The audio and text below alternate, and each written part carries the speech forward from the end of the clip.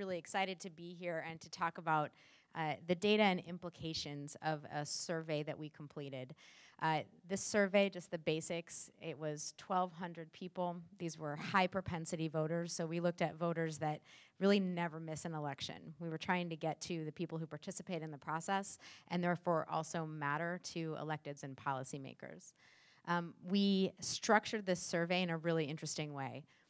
All 1,200 people first received a set of baseline questions about the direction of California. What do you think about that?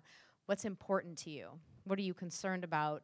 What do you think are important goals? Those kinds of things. And then also broad questions around early care and education generally. So the whole 1,200 person sample received all of those. And then we split the sample into 4 experimental groups. 3 of which received 3 statements that centered around a particular theme. So we had equity, stewardship, excuse me, and safety and readiness. And then a 4th control group that were exposed to none of those treatments. And then finally we came back and asked the entire sample some policy questions, some ECE policy questions around budget priorities for policymakers, and again, we'll get all into this, but budget priorities for policymakers, making professional development available, those kinds of things. And we were looking at both how the voter population feels about those things generally, and also some treatment effects. So our goal here was to really have a solid understanding of where we are with this set of voters and where we need to go in order to build political will around the early care and education agenda that is important to us right now. So I'm gonna speak to the full sample. I'm gonna speak to the questions that we asked at the beginning and the questions that we asked at the end of the full sample. And then Dean Gilliam is gonna speak to the treatment effect questions. So we started with, again, just what matters to you. And we asked this question in a number of different ways to try to triage. Some people hear concern differently than they hear important goal. So we asked these questions in a bunch of different ways. And we got initially results that are broadly consistent with every other poll that you've ever seen in California asking, and actually in most places in the country, asking these sets of questions. So jobs in the economy always comes up first as the most important goal for the country, followed, this is actually different in California, but consistently true in California, by improving our public schools. We had reducing or being concerned about the tax burden on families. And then this one was interesting, it hasn't been asked in another poll, but was ensuring that our children have a strong start to succeed in school and in life. And interestingly, that came in just below the tax burden, and also interesting on that is the dark blue is extremely important, the light blue is very important. That was 46% extremely important, and that was second only to jobs in the economy. So people do think it's important to give kids a strong start.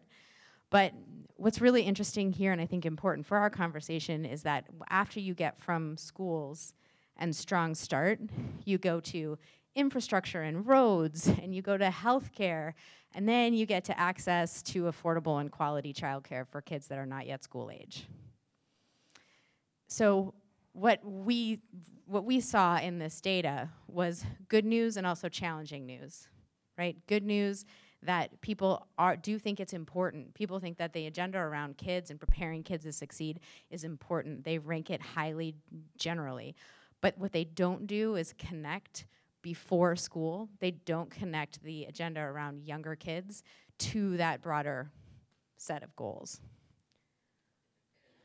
Also really interesting digging into this data, and you're gonna see a slide like this one on a few different questions that again raises some really important questions and some strategic concerns around how we move forward, which is there are dramatic differences by age and race and also partisanship. The partisanship ones are I think a little more predictable, but around age and race. So looking at those 3 kind of sets of important goals that were relevant to our agenda. If you look at public schools, again, it's all very high, but there's a 10-point gap between people under 45 and people between the ages of 46 and 64. A 10-point gap in how they talk about that. Affordable childcare is enormous.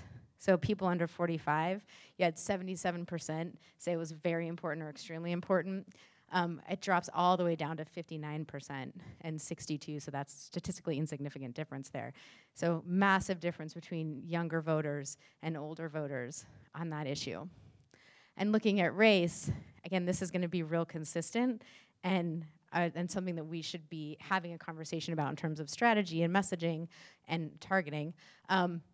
Really big differences on all of those priorities. So looking at the public schools, again, you have 77% of white voters and then 87%, so a 10-point gap on improving our public schools.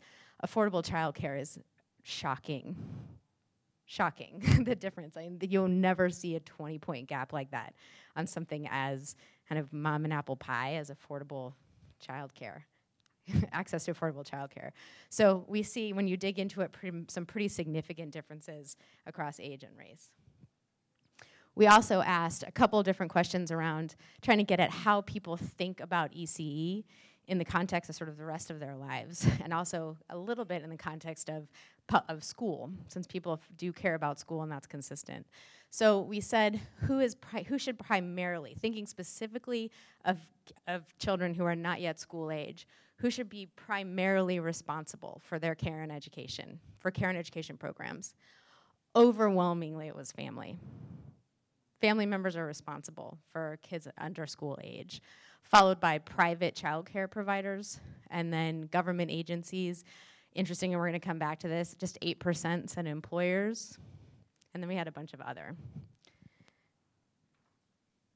And as promised, you're going to see this slide again, but huge, huge gaps. Not as much on the age side, except for when it comes to government and employers. So younger voters are much more likely to think that the workplace is a place that should be important for ECE, which again, we'll come back to. And then on race, holy cow, really, really big gaps by race. So looking at family, you had 51%, over half of white voters really kind of drove that majority, saying that that the family is the locus of responsibility. And then, even more important possibly, we asked who should cover the costs of care. Again, we started this question thinking specifically about kids who are not yet old enough for school. Who should cover the costs of early learning programs? 58% the family. So voters put this squarely in the home. And again, really big gaps by age and race. Looking in particular at race, you had 62% of white voters compared to 47% of Black and Latino voters, saying that the family should bear the cost.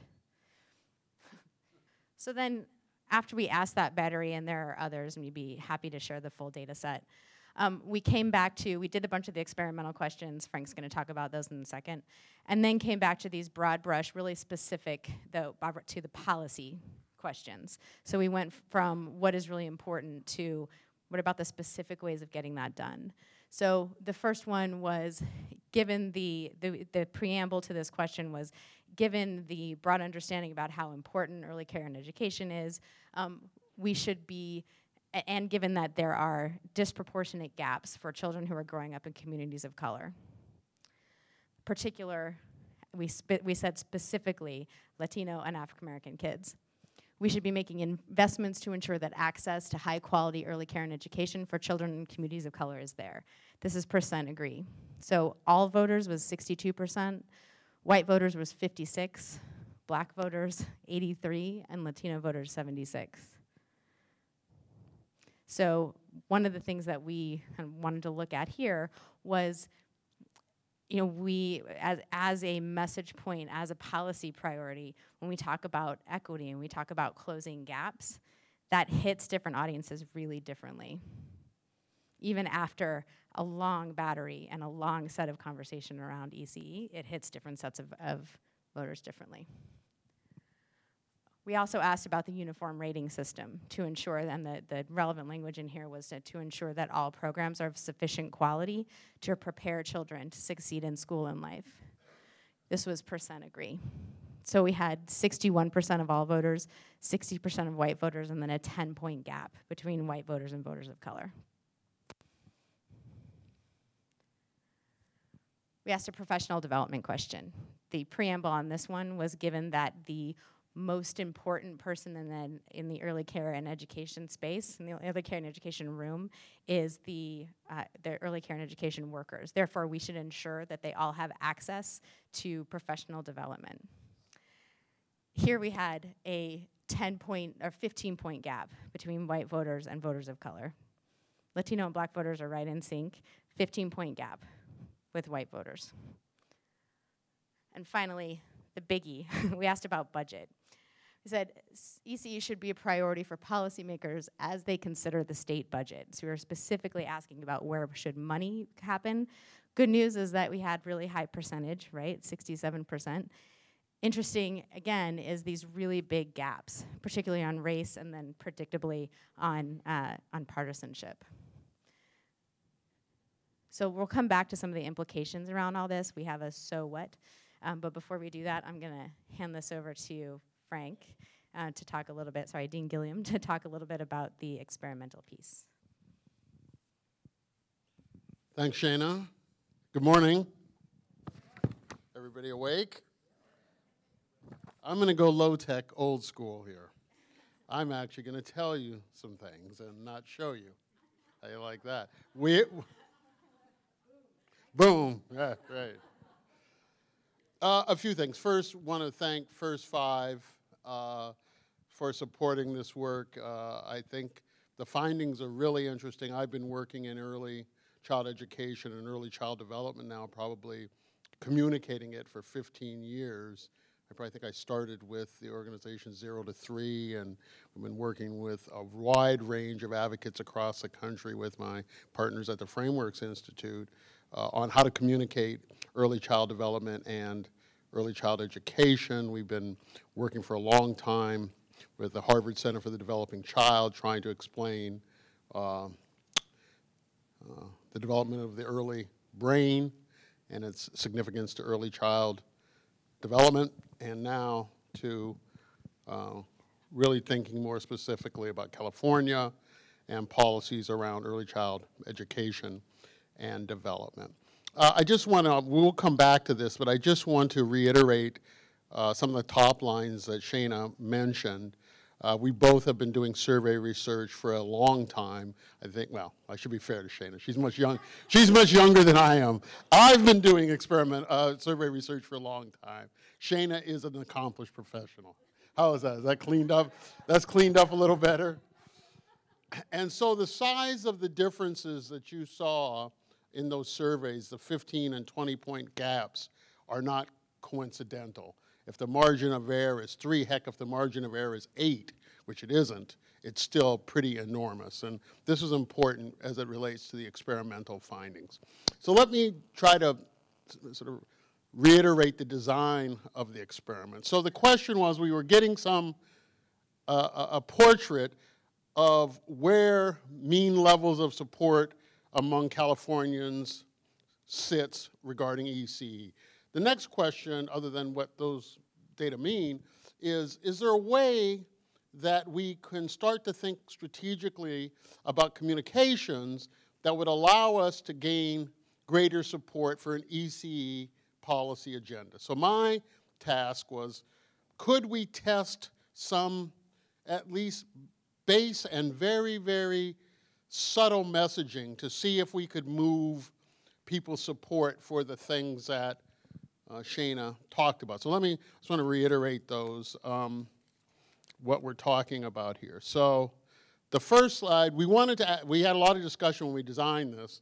I was very sort of adamant that we needed to ask the race question after we gave them the experimental treatments. The question is, could you move support specifically for kids of color by altering the message? Right? So I was less interested in where people sat on the question, although it was relatively high, but whether or not we could increase support for that. So that was one of the things we wanted to see if we could move. The second was professional development opportunities for ECE workers. If you've read a lot of the early child development literature, particularly the neurological literature, it suggests that trained ECE workers are extremely critical to the development of young children. So if that's true, we should want to advance professional development opportunities for ECE workers. Years ago when we did a study on ECE, we found that the public saw early care, we called it, and I guess I can say this without offending it, we used to call it the UPS model. That people's understanding of early child care was that you dropped your package off in the morning and you picked it up in the evening more or less in the same shape that you sent, right? I'm a parent, so I know. But it's funny, it's true, right? So let me try this metaphor some more. How much do you care if the UPS workers are highly trained? You hope they can drive the truck and get it to your house. Do you care whether they have interaction among the workers? Do you care about their quality? So that's what this ECE professional development question was meant to get at, because it's extremely critical to the development of early children. The third one, and Shannon says is a very pointed question, was about prioritizing ECE in the state budget by policymakers. And then the fourth one was about a uniform rating system. So we tried to look at experimental effects, changing the messages, I'm going to tell you what they are, on those things. Investing in kids of color, professional development opportunities, prioritizing ECE by state policymakers in the budget, and support for a uniform rating system. So the experiment went like this. We had 1,200 people. We assigned people to 3 experimental treatment groups. That is, one group got the equity frame, we called it, which was a set of questions like access to quality care should be given regardless of who the parents are, where they live. We should support all parents and caregivers. Truly disadvantaged communities have conditions, I mean, I'm sort of paraphrasing, have conditions that hurt children. So that was sort of the equity frame. So some people in the survey got that. Some people got the stewardship frame. And the simple sort of way to think about this is that, if you tell people the children are our future, will they kind of get it? So we asked them exactly that. The youngest children today will make an impact on us all tomorrow. We have a responsibility to ensure that future generations have access to quality care, and essentially, children are our future question. So some people got that, right? And as Shana said, they got a warm-up set of questions.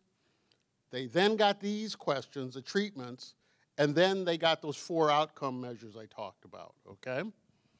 The third one was safety and readiness, which is part of sort of this UPS model, and I think has been really chronically accessible in the public mind. We should ensure that there's safe and appropriate early care options for people. We should have annual inspections and background checks for ECE workforce, and we should focus on ensuring kids are safe and ready to learn, okay? So some people got that treatment. Equity, stewardship, safety. And then the fourth group got nothing, right? A null condition, a control group. You with me?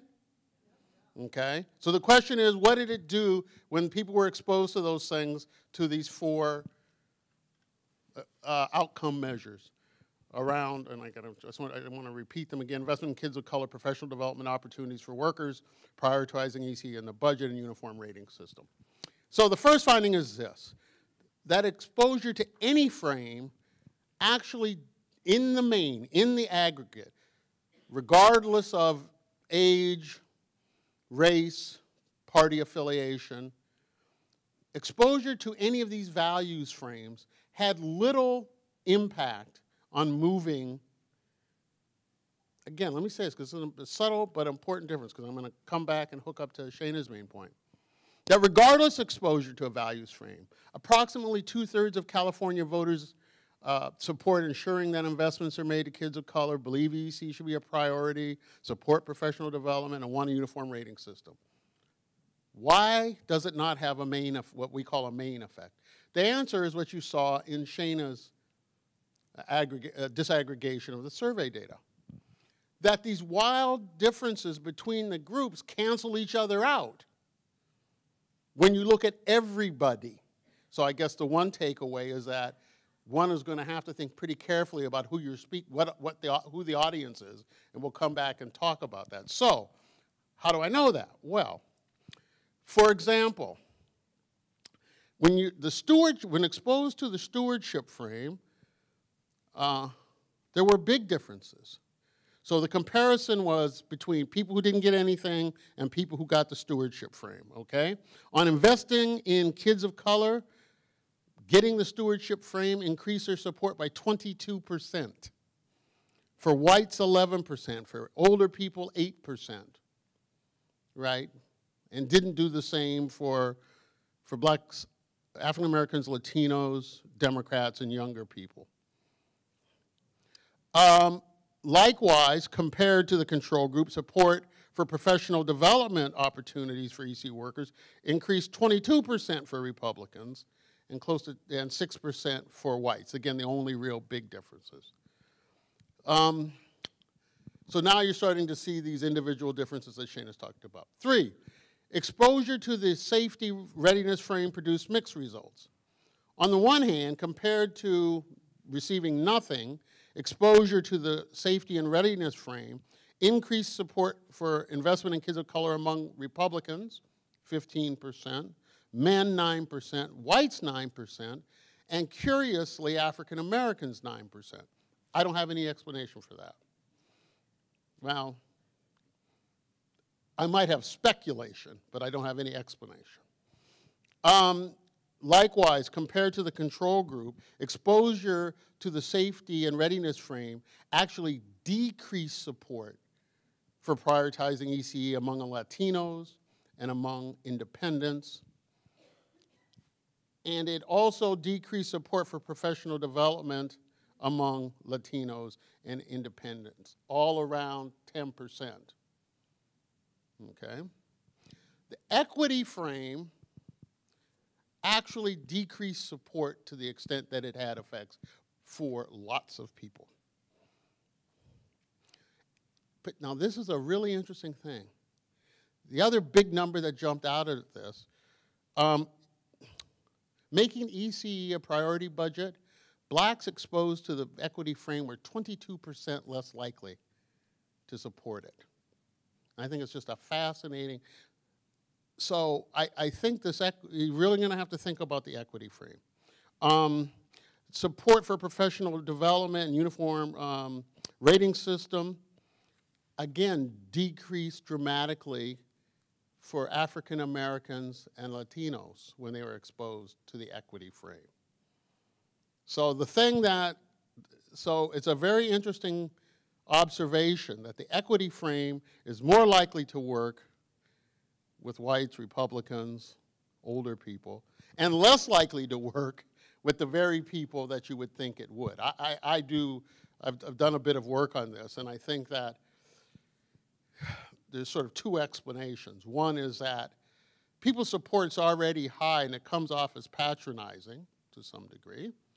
The second is that when you invoke the equity frame, it produces intergroup competition, right? So they say, oh, you're not really talking about my group. What you're really talking about is Latinos, immigrants, African Americans, old people, right? So I think that that's the case. So let me start by trying to get to the so what, and let me start with a couple of caveats. We'd like to refine our measures and maybe do the treatment a little bit differently. This is a very, very, very, very subtle dose. It's a very subtle treatment. You're asking people to be exposed to just a handful of questions and somehow to move their attitudes that are already pretty high. That's a hard test. So I'd like to probably give them a heavier dose, and one way to do it is, as opposed to asking questions, put in sort of full paragraphs, right? So I'd like to refine the measures, A. B, we'd probably like to think about some more values frames to use, right? So we use stewardship, we use safety, we used equity in part because safety and equity are typically used in the field, and stewardship's one we found to sort of be what would a sort of easy mom and apple pie kind of value to adhere to, right? Nobody's against, no, we shouldn't protect the future. You know, well, maybe we do. Let's screw up the planet. Let's start wars. Let's create infectious diseases. Yeah, maybe I'm wrong about that. But I do think that actually it's a pretty easy value. What other values could we have tested? We could have tested opportunity for all. So if you read any of the op agendas work, that's one that, and we found it works, particularly when you're talking about race and ethnicity. That's a value you could talk about. My favorite new value is pragmatism. We used it a lot in work we did in immigration, which is, you know, it's not pragmatic to think that you're going to deport 11 million people, right? It's not pragmatic to think that these problems are going to go away. It's not pragmatic to ignore the plight of young children, right? So I'd be curious to test that. So that's in refinement and addition to the treatment. Secondly, I'm very curious about messengers. So we didn't test messengers here. So does it matter who's delivering the message? Typically, we found that what we've called orthogonal messengers work. That is, people who don't appear to have skin in the game. People believe them. So would it be a Chamber of Commerce person? Would it be a police chief? In other words, if advocates are the spokespeople, people figure you have an agenda, which you do. Yeah. So even if what you are saying is true, they discount it. Okay, so the question is, can you get one of these orthogonal? So what does this mean in the end for the experimental stuff? And I'll turn it back over to Shana. One, we want to, you know, what's an academic always say? We want to do more study. So I want to do more study. But I would be very careful about thinking you're going to find one blanket values frame that's going to cover all constituencies. I think, and as we're going to come back to, you know, you've got some real interesting strategic decisions to make. It's pretty clear some stuff moves whites, Republicans, and older people. All right, but does it do that to the expense of the base, which you know is maybe your best chance to get ahead, and we'll talk that through a bit. And then I think I'll just end with the so what of, and this is going to set Shane up in a way. If support is relatively high already, is messaging not the problem? You with me here? If people are already kind of there, it's hard for us to get them a whole lot higher. So if they're already there, how come they're not supporting the ECE agenda? Good question, Frank. Shana's going to answer that. That was an excellent question, Frank. Thank you. You like that? I did. I would also like to do more research. So a bunch at a very big picture of this. So the big so what implication is that support A is not enough. Broad support clearly is not enough. I mean, we're already at like 80% levels. Getting them to 85 is not going to be the key to political will around this set of issues. Part of what we see, though, is it's as soon as you come down below that big, broad strokes to things like who's responsible for it. That's really key, right? Who's responsible for it? So if you look at the combination of families are responsible for it, families are responsible for the costs of early care and education. There's other research that we didn't include a question in this survey, but there's lots of other research that people actually do consider public education, K-12. People are more than happy to have that be a public expenditure. They don't consider that the purview of the family. So what we see is that points to a real important and problematic disconnect with voters between what we're doing with kids between ages 0 and 5, and then when they magically turn 5 and become, you know, a public responsibility. So we see a real important disconnect there. And then that, you know, we're speculating. We didn't ask the question, and there's really no sort of regression analysis we can do to really get numbers on it. But we would speculate that that is then linked to some of the challenges we see around the particular policy proposals. So there's huge support around, you know, people making or policymakers making ECE a priority in their budget considerations. But again, huge differences that are reflected all the way through within subgroups. But, you know, the professional development actually drops. So it's high. You know, we look at like 62%. That's still really high.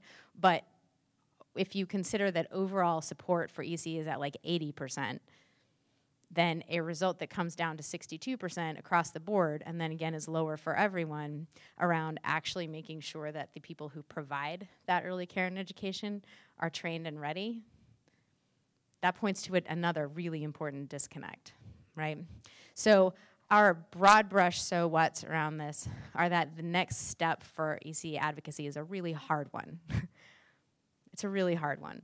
It's going from awareness and general support to actual policy action and to a willingness to make those connections. So our job as ECE advocates is to make connections that will drive political will and policy, and that is a much heavier lift. Happily, we also saw in the data some good paths to get there. It's an uphill climb, but there are trails. But again, the trails are a little fraught, because there's going to have to be some very interesting and complicated strategic choices around what are we saying to whom, whom. Thank you, Dean.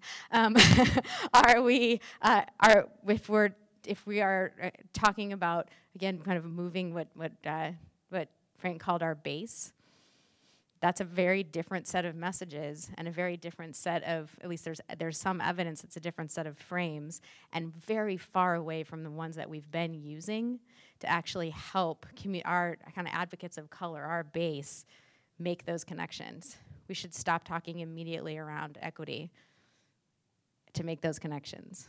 It's a bold statement, I know, but there it is, and supported by the data. So there are some important and big strategic questions around who we're talking to and when and how. And that actually is the focus of the next piece of our program, which is a conversation with our communications guru, Frank and myself, and we'll also be opening it up to questions and discussion with all of you. So give us 1 second to get up there. I think I've got one here. You guys, can you get up? We can pass it over.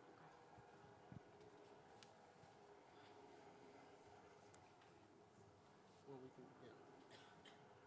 I'm going to give this to you. Well, yeah, we're going to need them if we're going to go. Okay. Sonara, how are you? Good. So Shana started to raise some questions about the kinds of stories ECE advocates might think about telling. Given what you've seen of these data, how would you begin to think about a framework for developing the kinds of stories you think advocates should start telling or retelling? Oh, I'm sorry. Is this working? Great. Well, first of all, thank you for having me. But I think there were a couple of major takeaways that I saw when you start to think about how you message this in the data. The first alludes to the question you sort of asked at the very end of your presentation, which is around sort of if we already have high support for this idea, maybe it's not a messaging problem. And I think there's some truth in that, especially when you look at sort of, when you broke it down into smaller value statements. The value is already baked into the very concept of early childhood education. So we already have people there that this is something that they care about. And I don't think that you're going to see movement by trying to sort of find other ways to make them care more deeply. And that's played out throughout your data. We already know we have a population that's there. And so then you have to start looking at, like, well, what's if we have the value, what is the problem, and how do we solve it? And I think that the biggest thing that Sheena pointed out was that people do think that public education, K-12, is a public responsibility, but they don't think it is for early childhood education. And I know this sounds incredibly obvious, but the biggest thing that has to happen is somehow we need to tie early childhood education into that larger public sense of responsibility for educating our children. And I know it's sort of the cliche, but it's that cradle to college or career concept, and how do we wrap it into, it's a whole picture, and it's a large public social responsibility, which is much easier said than done. And also always comes in the back of people's minds with funding and taxes, and they get scared and worried about large government programs and things like that, and they run away very quickly. So, but I do think that there are some ways to start thinking about this and messaging it in a different way. And so the other sort of large takeaway from this, and I'm going to say something that sounds a little bit scary, I think, but basically early childhood education is an ed reform issue. And I don't think that means you should run around saying ed reform, because then you start getting people scared that you mean vouchers and things like that. But fundamentally, it is an education reform issue, and that it is about changing our fundamentally failing education system right now into one that works for kids. And all of the things that we talk about internally around equity and that kind of thing are baked into this idea that we have a failing system and it needs change.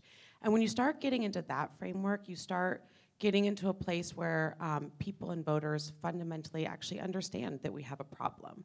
And so you can kind of set up the problem and get them to buy into this idea of change. And then it's coming up with the solutions and baking early childhood education into one of the solutions to how we solve our overall systemic problem. And I think that that leads back to this idea of tying it to our education system in K-12 as a whole, which is that if we start looking at early childhood education as from an outcomes perspective rather than a preparing kids for school, but more of what does the outcome look like without it, that's where you start getting into a world where then you can bring in new voices and new people who are interested in what that third grader looks like, what that eighth grader looks like, and eventually what that 18-year-old looks like when they enter society. So those are sort of my broad thoughts on it, and I'll hand it back to Frank and Shayna to tell me I'm wrong or boil down or something. Let me just push back on you, just for fun. Oh, that sounds awesome. So, and this is coming from a place of this is Of love. Of love. Okay. Right. So, what if the pushback is, why would tying it to what I think you labeled and what many people think of as a failed system only engender greater compassion fatigue and apathy? By that I mean it's sort of a piling on strategy. It's a sort of a piling on effect. So what? People think K through 12, think LAU, not to offend any LAUSD people, but people generally think all big school districts are systemically flawed. So adding this to it, don't people say, well, I'm giving up. I can't solve, it's too much. And moving 100 or 200 or 500 or 1,000 kids into a program X, Y, or Z isn't going to have an impact when now you've attached the problem to 800,000 other kids. You're not wrong about that being a problem, and we're in a time right now where every single sort of modern institution that we know is failing or changing, and people are incredibly insecure, whether it's our education system or our banking system or the NFL. I mean, everything, nothing that we're used to is working and is the same, and we're looking at a world that's going to be very, very different 10, 15, 20 years down the road, and we're looking at jobs that kids who are starting in kindergarten today are going to be doing that we don't even imagine yet. So the world is in flux. So you are talking to people who are fatigued, tired, worried, scared about these institutions that are changing. But within that, I think it has started opening up an opportunity to change the dialogue, and I think we've seen it start to happen in the education space. And I can speak sort of on when I worked on Marshall Tuck's campaign for superintendent of public instruction, that we were able to take that knowledge of failure. You do need to remind people about the problem and the failing schools, and maybe don't say, find the right words. You don't have to say failing schools. We're among friends here. But, remind people about, California schools rank 45th in terms of achievement. I mean, that is a fundamentally terrifying number, but it works. It's concrete for people. And let them know that there's an urgency for change now, and then come up with a solution. And I think that when you tie early childhood education in an effective way as a solution to this problem that people are very aware of, you have an opportunity to start softening. I'm not saying this is a silver bullet and suddenly you're going to get 1 million voters out there to be like, let's pour money into early childhood education. But I do think you can start softening the ground and opening new doors for people to sort of start to think about this as a part of a larger solution. I think it's also an interesting way to think about how to move the locus of responsibility question. This is on, yes. Again, because that locus of responsibility question is really key, and if we can't resolve that, then it's going to be very difficult to resolve the other policy questions.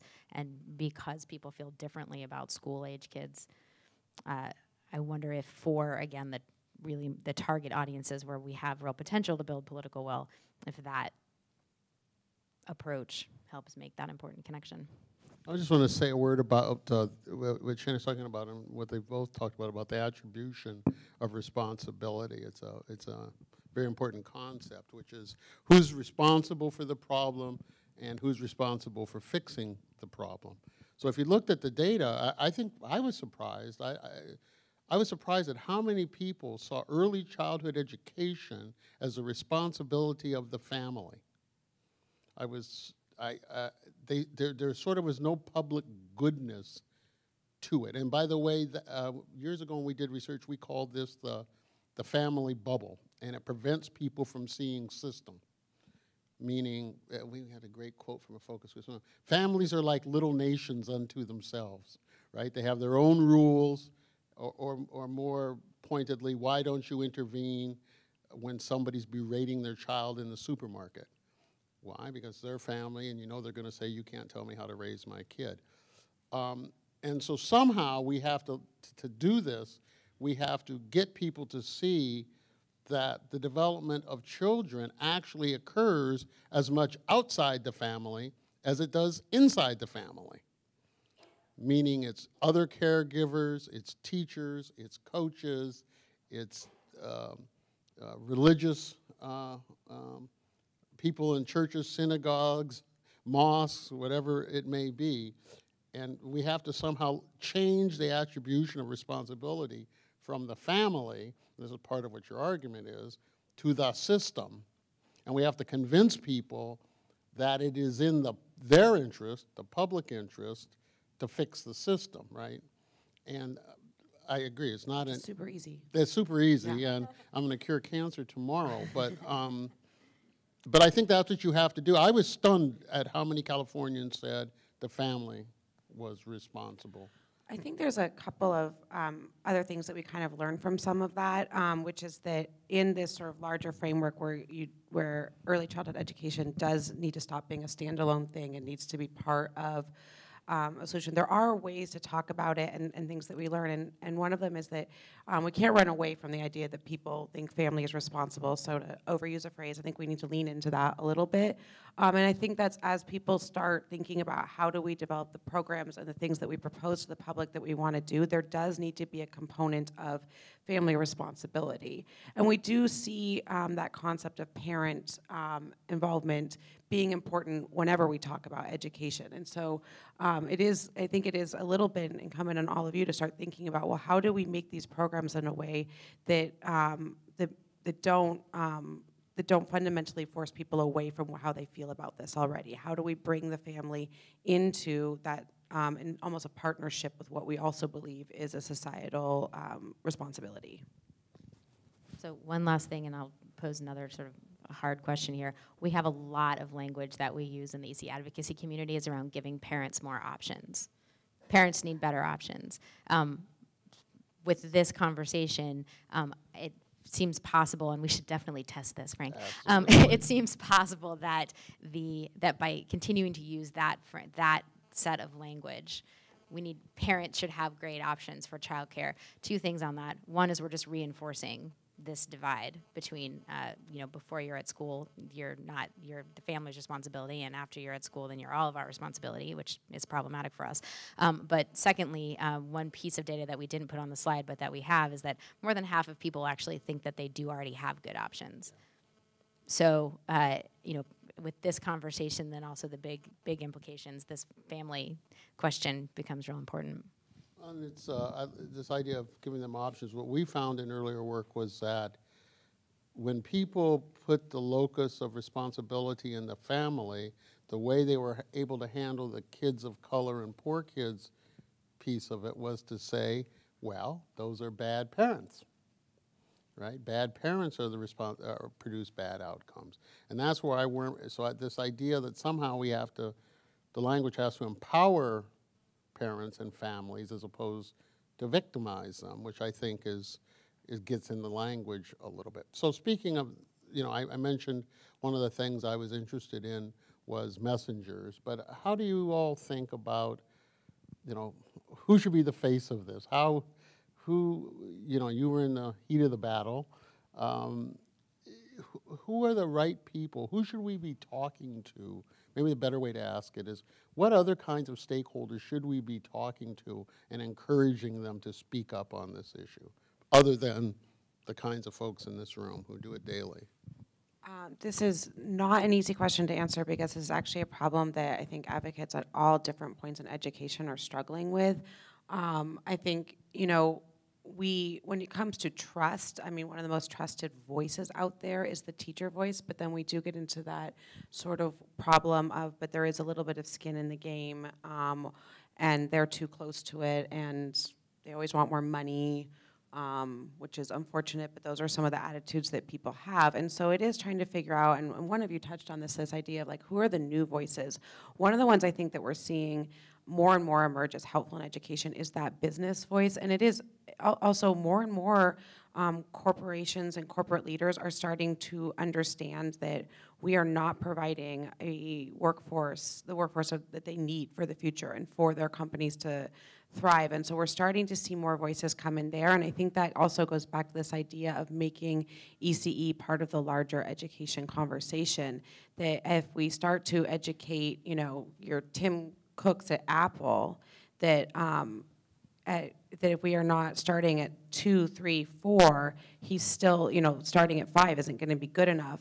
When we start explaining and bringing the business community into it, and I know that work has already started, but I think it's doubling down on it a little bit and making sure that the corporate world understands the importance of this entire education sort of spectrum. One of the things that I've tested a little bit over the years, but not too systematically on this point, is I'll say it this way and then I'll try to explain it. Can you walk ECE through the health door? Meaning, can you talk about early child education and development as a health and community health issue? And can you use doctors and other health science folks to tell this story? In other words, being ready to learn is about the developing brain. And there are things we know that are unhealthy for the developing brain. So we know, for example, that high levels of toxic stress, and that's just not regular everyday stress, but systemic toxic stress, actually affects the physiological development of the brain. It releases high levels of cortisol into the brain and produces all kinds of abnormalities in young children. So it's not just that, it's this question of whether people have options, which is true, but there are real health consequences for us not attending to this, and this has long-term fiscal consequences for the state. And we see it, right? The kids that are having problems are going to start with their hair on fire by the time they're 4 or 5. And part of that is because we've not attended to their mental health. So it just raises a question: can you tie it to what healthy communities look like?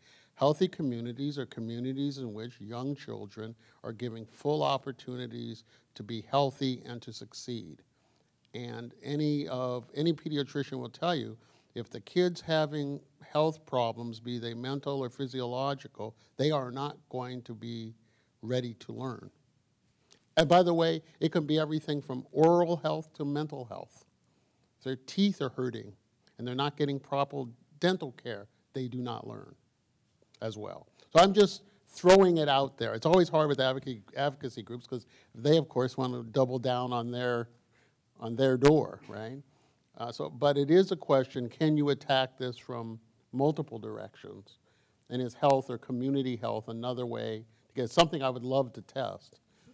We're just up here, yeah, we're thinking of all kinds of other polls. things. It's like Yeah, we're we're writing running the next polls. Let me instrument. ask, I think there's a sort of yes and no to that, which is that when you start talking about the financial responsibility and how much it costs down the road and how much it's going to cost taxpayers to not invest, that's where you have an opportunity. But I think that when you ask people to be future thinking and think about having that sort of that ready to learn concept, that's a little bit harder to get around. It's unfortunate, but a little bit of that stick concept of like, this is an investment now at a low dollar that will save you this much money down the road is a fundamental frame that people understand. and we tested this actually. I told you we did a study on the brain architecture. Could you convince people that the developing brain was like building a house? And if so, you ask people, if you have bad circuitry in your house, what's going to happen? Well, anybody who's ever had an older low voltage home will tell you it's like a nightmare, right? Bad circuitry, and it's expensive. There's a sequence in which young people learn, right? I think our phrase was skill begets skill. So I think there's, you got to learn some things first before you can learn other things. And you build the foundation before you build a roof.